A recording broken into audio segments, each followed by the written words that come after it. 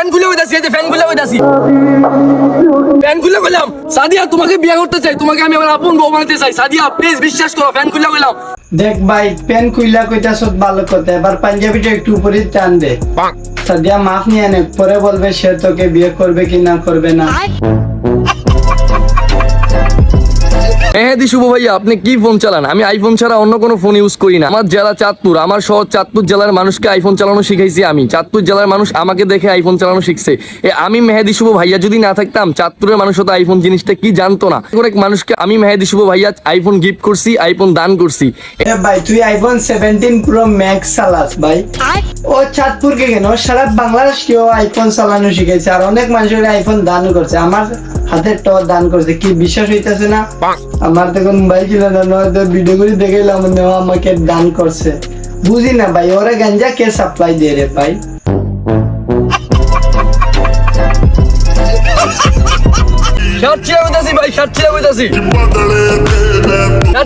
ভাই আমি প্রায় 6000 মানুষকে বলে দিয়েছি, 6000 ছোট থেকে বলে দিয়েছি ভাই।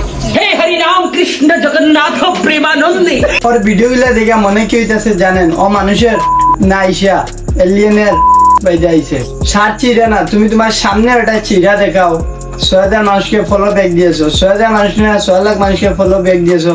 এটা এখানে এসে কি বলার দরকার? বুঝতে হবে গাইস, টিকটকের মাথার বুদ্ধি পাছায় থাকে, আর পাছার জিনিস মাথায় থাকে।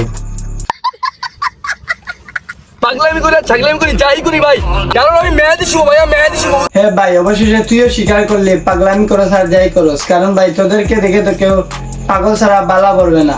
আল্লাহ তোর দুনিয়ায় পাল্টাইছে ঠিকই, কিন্তু তোর মাথারটা না দিয়া পাছারটা মাথায় দিছে।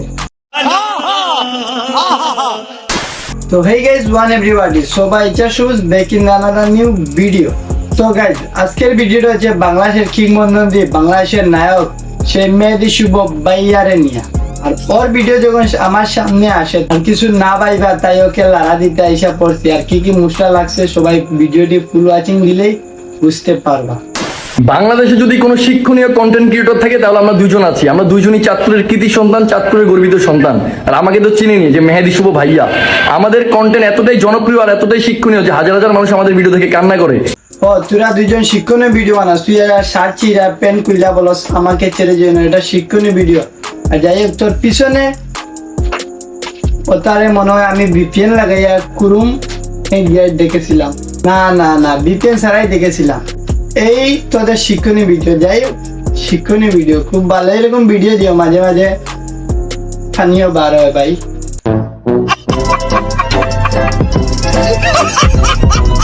মেহেদি শুভ ভাই, আপনি তো লেভেল করেন কেন?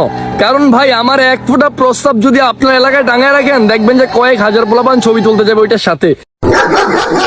আজকে নিজেকে একজন ইউটিউবার পরিচয় দিতে লজ্জা হইতেছে, কারণ ওর মতো টিকটকার প্রতিবন্ধী পোশাক যদি লক্ষ্যে রাখলে এইভাবে যদি সেলফি মারে।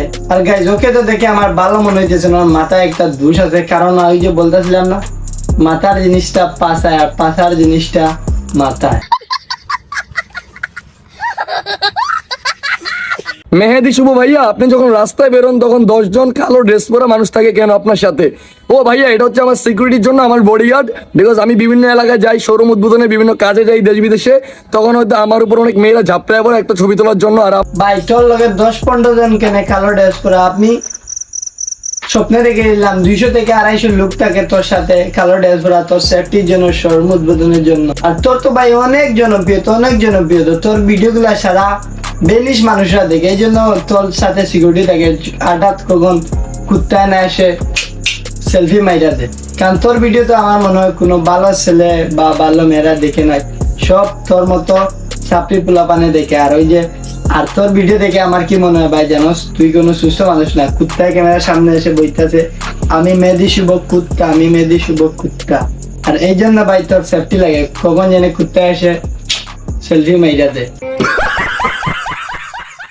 আসসালামু আলাইকুম, আমি Mehedi Hasan Liton.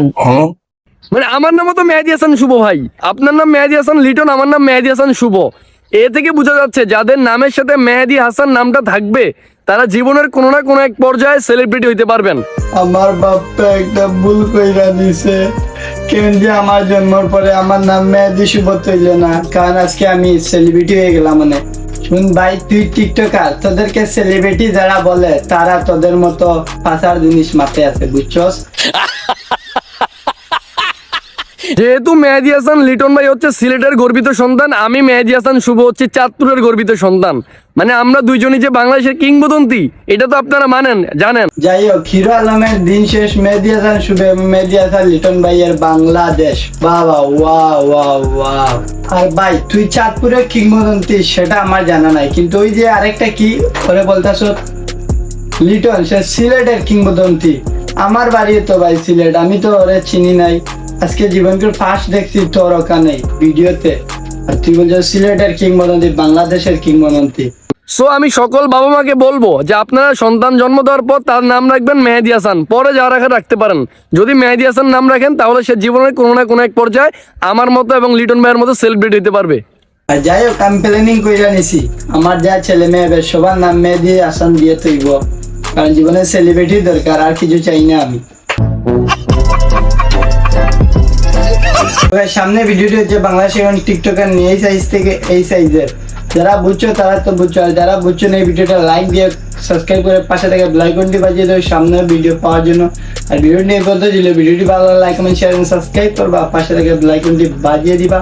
Okay guys, bye bye. चाहने वाले बहुत, थोड़े बहुत हेटर्स, उनकी क्या गलती वो मेरे नाम से फेमस।